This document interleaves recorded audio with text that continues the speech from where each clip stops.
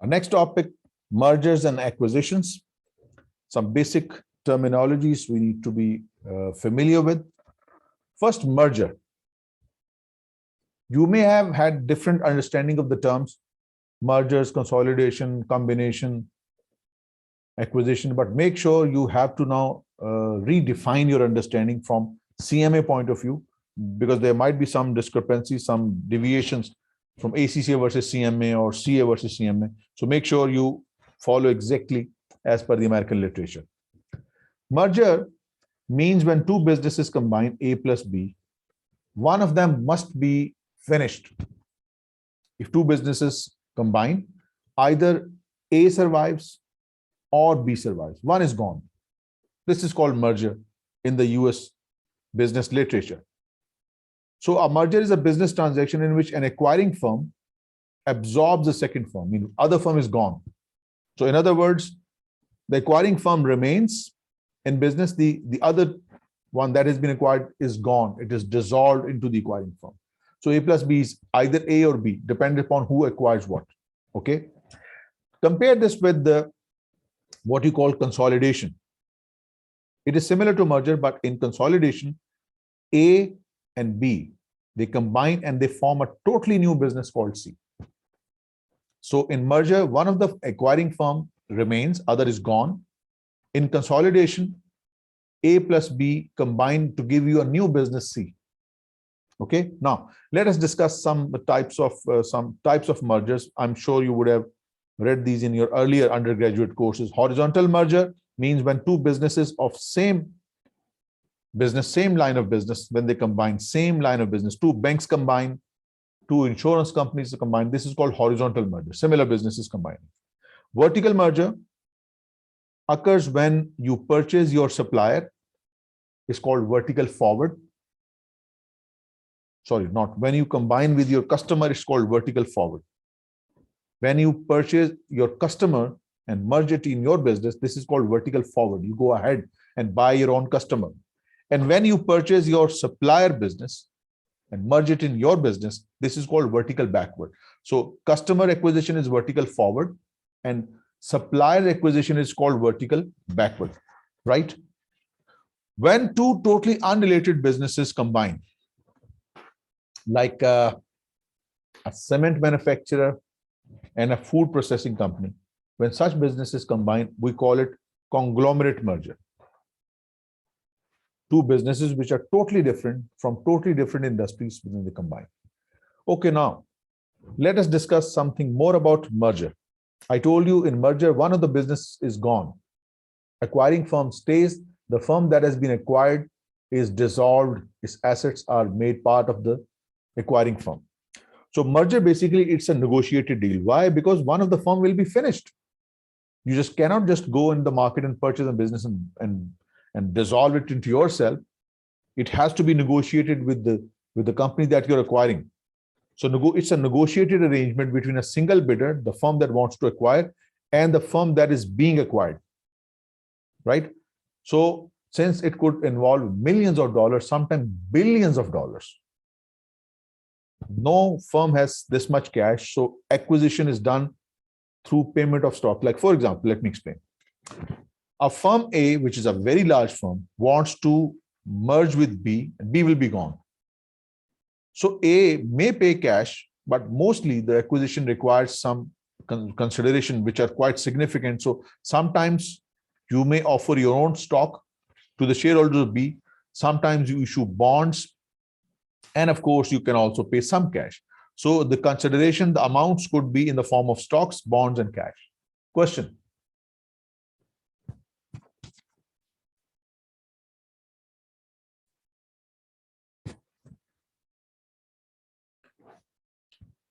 So the consideration could be a combination of stock, bonds, and cash.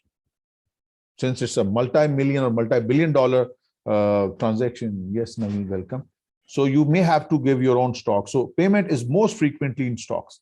Like when WhatsApp was acquired by Facebook, it was not entirely in cash. Facebook didn't pay entire cash. It was a combination of stocks and some cash, right? So payment was made in the form of Facebook stock to the WhatsApp. So payment is frequently in stock. True, agree. Bidder is cash-rich firm. Keep this bidder in mind. Facebook. Facebook acquired WhatsApp. So Facebook is a cash-rich firm. Lots of cash. Yes, it does. In a mature industry and is seeking growth possibilities. Facebook wanted to grow. It wanted to reach your handsets. And through WhatsApp, Facebook, Meta, this is the new name they have given, Meta, and this is the sign they use. It is in your mobiles, in everywhere, wherever your WhatsApp, Facebook incorporated is there. So the bidder, the cash-rich firm, acquires the firm that is cash hungry. Acquired firm is usually growing and is in need of cash. After WhatsApp was taken over by Facebook, it has grown phenomenally because it needed cash. Facebook had the cash. Okay, now next we have acquisition. This is different from what we have done. Merger is different, acquisition is different. What is acquisition? A very large firm, and B is almost of similar size, let's say even smaller. A acquires B more than 50%. When more than 50% stock of B is acquired by A becomes the parent and B becomes subsidiary, and both exist in their own domain. A exists, B exists. This is called acquisition. So acquisition is the purchase of all of another firm's assets or controlling interest. Controlling interest means normally more than 50%. So if A acquires more than 50% stock of B, A is called the acquirer or the parent, B is the subsidiary, and both will exist simultaneously. Unlike in merger or consolidation where one of the firm is gone. So when you want to acquire another business, if you want to acquire all 100% stock of the business and you want to acquire their assets, in that case, you need the vote of that firm's shareholders, because when assets are acquired, that firm will be gone totally. Maybe it will become part of your business. But when you want to acquire a controlling interest, then it may not require any vote, because I keep on buying from the open market, keep on purchasing, buying the shares, buying shares. But when you want to acquire the assets, it might require the vote. But if I just want to acquire the shares to have a controlling stake more than 50, it does not require vote. The problem with acquisition is that, let's say if I acquire 50%, more than 50% stock of company S subsidiary, I'm the parent. When I acquire these shares, I'm sure most of you know, these shares must then be transferred in my ownership. Transfer of title. So this transfer of title requires a lot of money. So it may involve costly transfer of legal entitlement. You must consider. Now, if you are able to acquire 100% of subsidiary, you are the total, you have the complete control, 100% control. But sometimes some shareholders, they may not agree to sell their holdings. So maybe if you are able to acquire maybe just 70%, this 70% is called the controlling interest. This 70% is called the controlling interest. You control what you could not acquire. This 30%, this is called minority interest. You need to know only to this extent. This is done quite in detail in CA and ACCA, where we prepare consolidated financial statements, minority interest, also now called the non-controlling interest. So 70% is the controlling interest, and 30% which I could not acquire as a parent, this is called minority interest. And now we use this term non-controlling interest, right? Now this acquisition can be friendly or it could be hostile. Friendly means in an amicable way, I'm purchasing the company stock and management happily vacates and I appoint my directors, my chosen directors on the board of directors. This is the friendly acquisition. Sometimes it can be hostile. I keep on purchasing the shares, and when I get sizable holding, the management refuses. Then I use my voting power to dislodge and kick the existing management board out. And then I take the control. That is hostile. You control more than 50% and you use your voting power to kick out the existing incumbent management. So to that extent, you need to know. Otherwise, these acquisition and mergers could be a much longer game. I am repeatedly telling you, your boundary is defined by learning outcome statements. And Glimebook is good because it focuses on the learning outcome statements only. So you're within the boundary. Otherwise, each topic you are studying, it's a complete subject or a paper in other professional accountancy qualifications. So within the boundary. Okay, now why would we go for merger and acquisition? Why another firm needs to merge with another business? Why do we need to acquire? So the first motivation is when two firms become one, the existing management gains power, so you might get more compensation. But of course, when two businesses merge, there will be some redundancies also. You can't have two sales managers. You can't have two chief operating officers. You can't have two CEOs. So some dismissals are also expected. That's true. Nonetheless, there is some expected benefit when two firms merge. So what are the expected benefits? First benefit is that the business risk is reduced. A larger business tend to have low risk of failure. A larger business tend to have a larger, greater market power. Control shift from one type of shareholders to another makes sense. And since now a business is a much larger business, it can use its market power to issue new bonds, to issue further capital. So it increases the capacity to raise new funds or issue new bonds. So that makes sense. That's why firms become larger. Now, another aspect of mergers, when two firms combine, I hope you know a concept called synergy. What is synergy? Synergy is that when 1 plus 1 are combined, the result is something that is greater than 2. I would say 1 plus 1 is equal to 5. That's called synergy. What does it mean?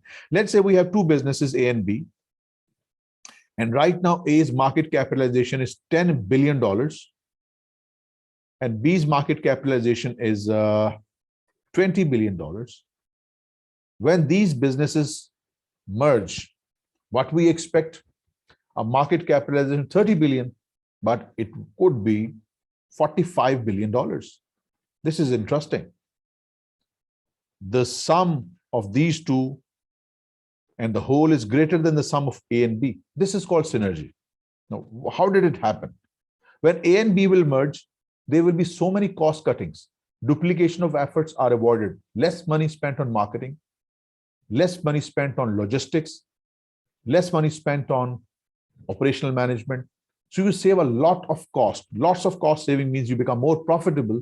So when you become more profitable, the market participants in the stock exchanges would view you as a good investment, and that raises your stock price, and hence the valuation goes up. The combined firm becomes more valuable. That's synergy. Let us see in more specific terms. Let us see in more specific terms and see how it is calculated, if ever, if you're required to calculate. So synergy means the value of the combined firm exceeds the sum of the values of separate firms. A plus B. Yes, absolutely, Vikas. Less money in research and development. You save a lot of cost. So how it is calculated? If you want to calculate synergy, instead of just using the market capitalization, we can use some other way. Like we have two firms, A and B. A has some revenues and costs. So it has some cash flows. B has some cash flows. When A and B are combined, we will have a combined cash flow. So these two cash flows and this cash flow, the differential of these two, A plus B combined, A and B separately, these incremental cash flows of A and B combined, if these cash flows are discounted to the present term, this is what you call synergy. Please try to understand. A has its unique cash flows, unique revenues and costs. B has its own cash flows, revenues and costs. When A and B are combined, we get combined cash flows of A and B. The difference between these two blocks, this and this, these incremental cash flows, if discounted, will give you the synergy, the value of synergistic combination. Now, see what it is. So synergy is determined by discounting the incremental cash flows, that is changes in revenues, costs, and taxes of a newly formed entity. These incremental cash flows, if discounted, will give you the benefit of synergy. You don't have to do it. You don't have to calculate the synergy. You just need to get the idea. There are two types of synergies.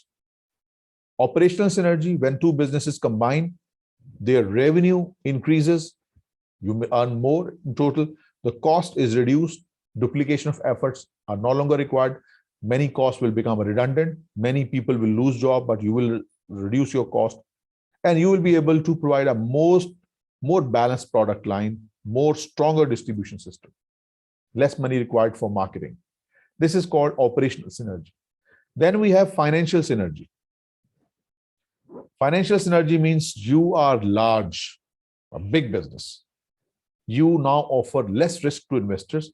Resultantly, your cost of capital, the return required by investors, bond holders, equity holders, the return required by the investors decreases. That's the benefit. When you are large, you are able to issue instruments at the lower cost.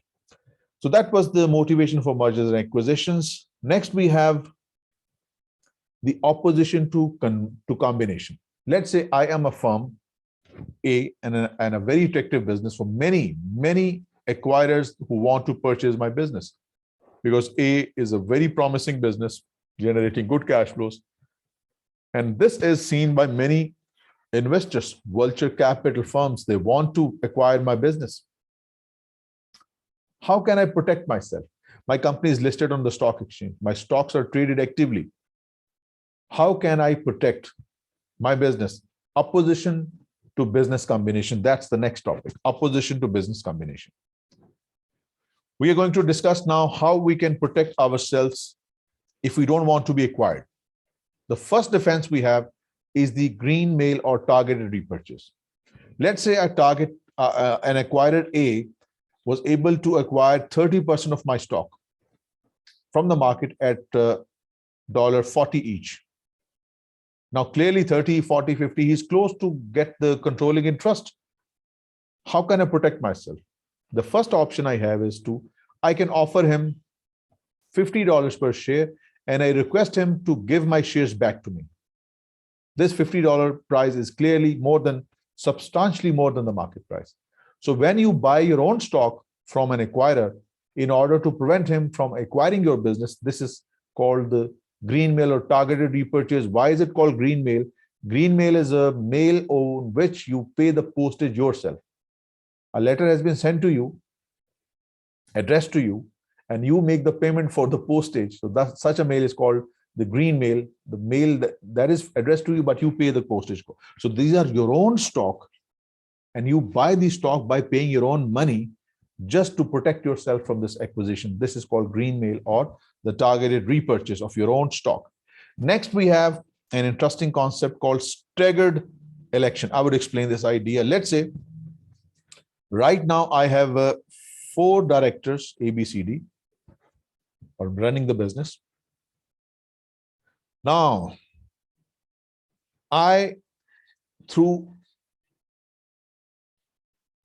some internal documents or maybe some contracts, I have restricted this board's composition to stay. These board members will not change. If any new acquirer comes, he will have to wait maybe for 5 years till he can change the composition of the board. So new company, the acquirer, they will have to wait for 5 years before they can change the composition of board of directors. Since the acquirer cannot change, hence this will become a defense. This is called the staggered election, means the directors A, B, C, D, they cannot be changed for 5 years. Acquirer will find it hard to kick them out. Otherwise, maybe he will have to take some legal action. This can prevent an acquirer. This can act as a defense. So you can still hold control of the business. Repurchase means treasury stock. Yes, you buy your own stock from the market, from that acquirer. Yeah, that's a treasury stock. You're right. Okay, then this is something similar to the previous one. Golden parachutes. You enter into an employment contract with some key executives, some specialized specific executives, chief operating officer, chief executive officer, CFOs. And under that contract of employment, you are bound to pay them large payments if their employment is terminated. So if a new firm acquires my business, and if they want to kick out CFO and CEO, they will have to pay large amounts to them before they can be removed from their job. These are called golden parachutes. Large amounts of money payable to senior management if they are removed from their position by acquiring firm following the takeover. So this will prevent the acquiring firm to take such a business. This is a defense. What we are studying, opposition to acquisition. We want to protect our business, and this is one of the way we can protect. So yes, there is an important point. Shareholders, they don't like this. They are unhappy with such large payments, and some of the shareholders, they have filed suit to stop such large payments because the money eventually goes from the company's bank account.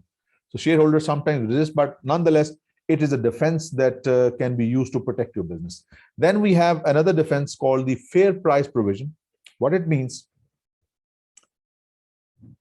It means that your shareholders are entitled to purchase. Let's say there are two firms, A firm that wants to acquire it, and B firm that's the target. This is the acquirer and this is the target.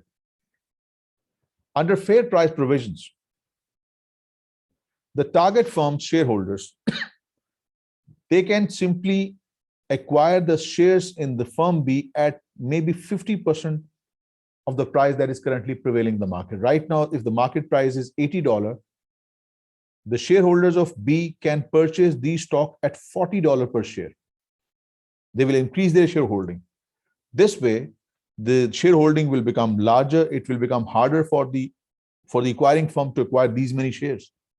So this is called the fair price provision. This is deliberately designed to increase the power of existing shareholders so that the acquirer will find it hard to acquire such a business. These are also called the shareholder right plans. How they work? Shareholders, they can purchase the stock at a small percentage, often half, 50% of the market price, 50% of the market price. This way, they can increase their shareholding, making it difficult for the acquirer to acquire. So this is basically done to protect the shareholders. Then we have another defense called the voting right plans. These voting right plans will prevent certain shareholders who you think that they might not take your side during acquisition. So prevent shareholders from voting on takeover issues. A certain percentage of shareholding, they might go against you. So under a contract, maybe under an arrangement, you might prevent them from taking an action against you in case of a takeover.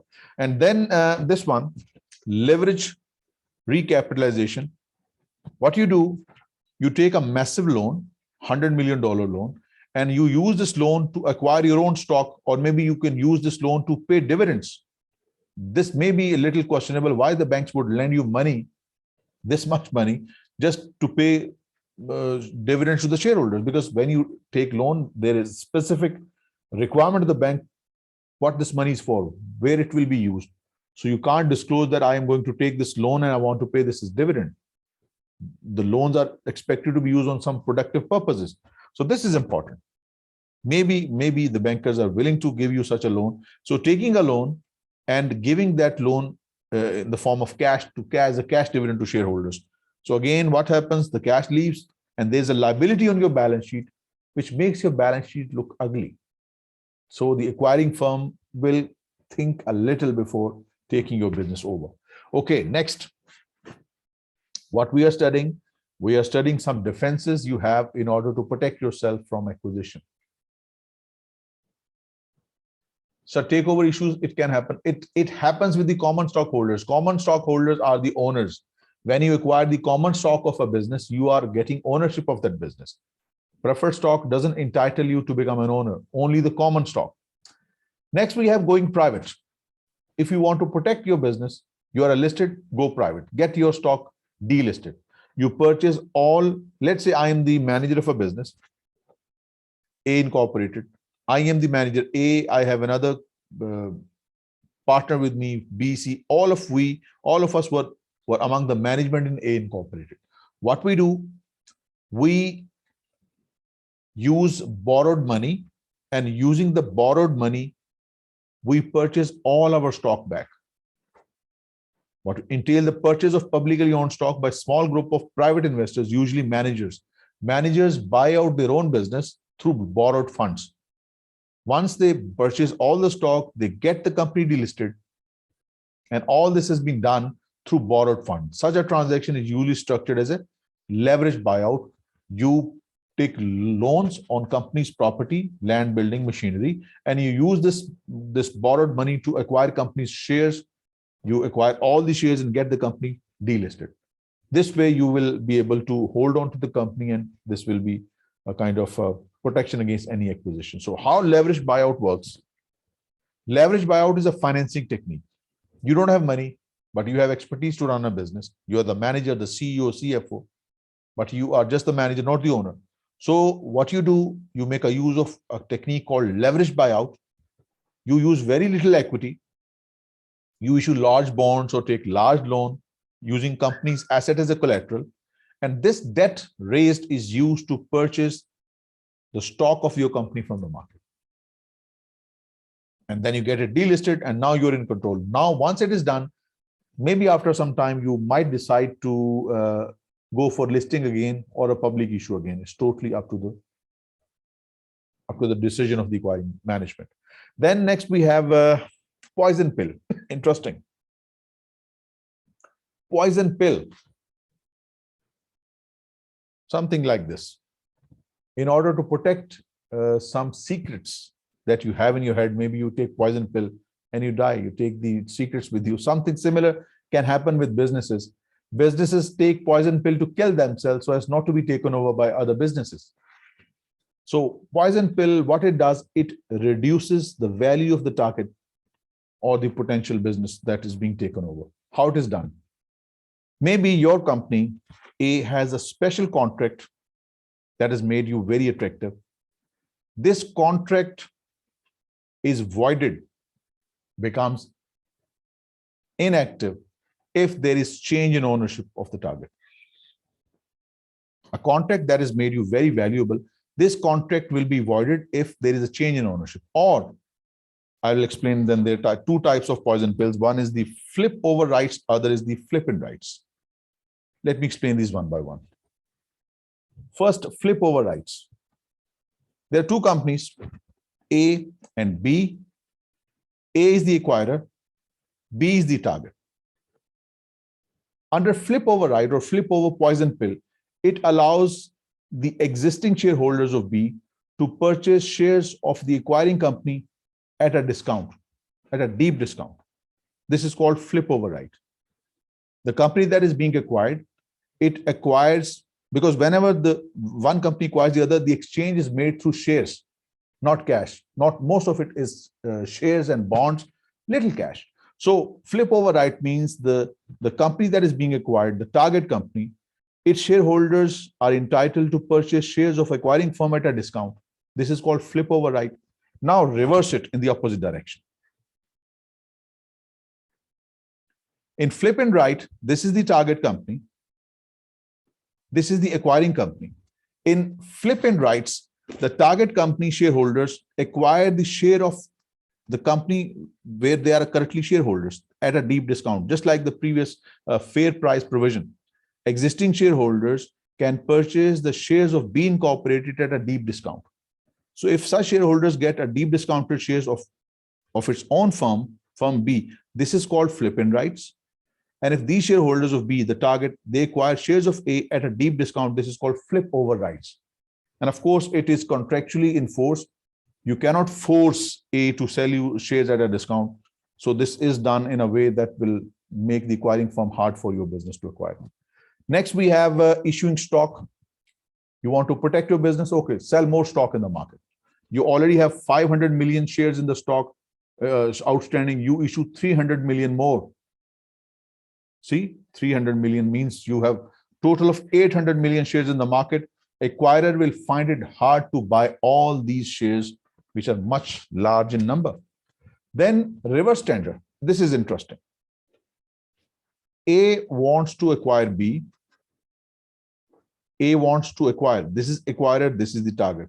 So B goes for a reverse tender. Instead of A is able to buy B, B gives a counter offer to acquire A. So this is called reverse tender. What is reverse tender? The statement will make it more clear. The target corporation that is being acquired may respond with a tender offer to acquire the control in the tender offer. Instead of getting bought, you want to buy the company that wants to buy you. Reverse tender. But for that, you need to have deep pockets. What we are studying, opposition to combination. You don't want to be merged. You don't want to be acquired. So these are the defenses you have. Then we have ESOP, implies share option. Sometimes some big companies, they transfer sizable shareholdings to a trustee, mostly a bank. 100 million shares have been transferred in this bank's name for as a what you can say for the benefit of employees, employee share option scheme. Now these shares under the trustee bank can be used for voting, but normally these shares, 100 million shares, will be used in the benefit of existing management. These trustees will see existing management favorably, in other words. So in other words, you can say that these ESOPs, 100 million shares with the trustee, they are and will be used in your favor. We have a question. Yes, these are all related to listed companies, those companies that have their stock listed in the stock market. So these shares with the ESOP, the trustee will be in your favor. He will make sure that all those decisions are taken, all those steps are taken so that the interest of existing shareholder is protected. So the trustee, the banker who holds these shares with him, employee share option scheme, he will usually favor the current management, and he will use this sizable shareholding to vote for your company, for your management, or against the raider. So this is again a defense you may have. If you have shares in ESOP, that might go in your favor. Then you have another interesting defense, white knight merger. Now what it is, a company A wants to acquire you. This is the target company, but you find A to be a bad company, a bad acquirer that might not be good for your shareholders or the management. So you refuse A. Instead of, you offer your company to another acquirer, white knight merger. So instead of going for A, you would like to be bought by some other business, and this business is what you call the white knight. And this is explained nicely in the text here. It says target management arranges an alternative tender with a different acquirer that will be more favorable to the existing management and shareholders. So instead of getting bought by A, we offer ourselves to B, who happens to be more suitable for our management. Then this defense, crown jewel transfer. You want, your business has some unique asset, some unique resource that has made you an attractive target. Maybe if you're a pharmaceutical company, your research, your findings might be something that the acquirer wants to avoid, wants to acquire. So what you do, you dispose of or sell off that asset that is making you an attractive target. Get rid of the attraction, sell or otherwise dispose of one or more assets that is making you a desirable target. Get rid of your research, get rid of your valuable contracts. This is something similar to the poison pill. If you want to protect yourself, get rid of what is making you an attractive target. Then another defense is legal action. If a company A wants to acquire you, you file a suit in the court of law. Maybe the benefit is that this suit will go on for many years and you will have some time to take some defensive action, and this will make the cost of acquisition high for company A. So legal action means you put a cost of a suit in the court of law. The resulting delay increases the cost to the raider and enables you to devise some further action to protect yourself. So this is again a defense, but we are studying some defenses to protect your business against some unfavorable acquisition. Now this is over. Now we have some restructuring. Some terms we use in restructuring. Let us discuss these terms one by one. It is very unlikely you might be required to do some computation for restructuring. This is an area discussed or done in advanced accountancy courses like CA or ACCA or CPA, but you need to know about these terms. First, divestiture. Divestiture means you sell a part of your business to a third party. Divest, leave that segment, sell that part of your business to someone else. This is called divest, come out of that market. That's divestiture. Next term we have is a spin-off. Now, what's a spin-off? Let me give it in some symbolic form. This is the existing firm. You separate some part of the business, part A and part B. You create two new entities, A and B. And shares in these A and B, they are offered to existing shareholders of company X. This is company X, a large company. Some part of the business, some segment has been separated, and these two new businesses have been formed. And these businesses are listed companies, and share in these businesses have been existing on pro rata basis to the existing shareholder. Like, for example, if a person holds 10% share in X, he will also have 10% share in A, 10% share in B. A person who holds 5% shares in X, he will have 5% share in A, 5% share in B. This is called a spin-off. A new firm is formed, new businesses, and the share of the new businesses are given on pro rata basis to existing shareholders. Subhan, no need of memorization, just good reading is sufficient. No need to memorize. No. Just understanding what these terms mean. Don't need to memorize. What is divestiture? You need to have a sense of it, what it is. What is spin-off? Businesses separated, new businesses listed, and shares of these are given to existing shareholders. Just an understanding is fine. Then we have an equity carve-out. Now, this is interesting. Equity carve-out, this is your business X. You separate a part of the business, right? And you create a separate legal entity from this part. And after some time, you just simply kick it out. You just simply dissociate yourself from this. This is called equity carve-out. A part of your business made a separate business, shares sold to outsiders, and after some time, you simply kick it out. You're no longer a part of it. This is called equity carve-out. Then next term, we have split up. The difference between split up and spin-off is, please make sure you understand. In spin-off, we separated businesses and the shares to the new businesses were given on pro rata basis to existing shareholders. What we do in split up, a company is broken down into parts. A separate business, B separate, D separate. Business is broken down into its constituents rather than just some part is being laid off. In split off, new entities are created from the existing entity and new businesses formed. And finally, the term we have is the tracking stock. This is interesting. And you need to compare tracking stock with equity carve-out. Please note, in equity carve-out, we created a new business and shares were issued to the outside shareholders. And after some time, we totally disconnected ourselves from this new business. But in tracking stock, what we do, in tracking stock, we create a separate segment out of our existing business. And the shares are issued in this new business to outside shareholders. We hold 60% shares in this business ourselves and only 40% is offered. This is the difference between equity carve-out and tracking stock. In equity carve-out, you just simply separate a business and kick it out after some time.